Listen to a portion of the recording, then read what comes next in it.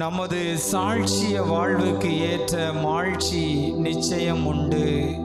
இயேசு விண்ணேற்றம் அடைந்து விட்டார் என்றால் அவருடைய பணி முடிவுற்றது என்பது அல்ல. தூய ஆவியானவரை பெற்றுக்கொண்டு அந்த இறையரசு பணியை நீங்கள் செய்ய வேண்டும் என்று பணித்துவிட்டுதான் விண்ணகம் சென்றார்.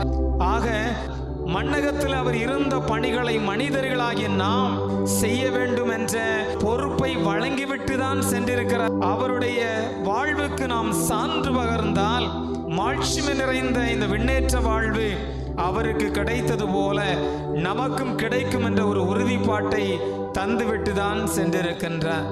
தலைமைச் சங்கத்திற்கு பயந்து இருந்த அந்த திருத்தூதர்கள் தூய ஆவியை பெற்ற பிற்பாடு நாங்கள் கேட்டதை பற்றி எங்களால் பேசாமலும் எடுத்துரைக்காமலும் இருக்க முடியாது என்று சொன்னது போலதான் நம்முடைய பதிலுரையும் நம்முடைய வாழ்க்கையினுடைய பதில் மொழியாக இருக்க வேண்டும்.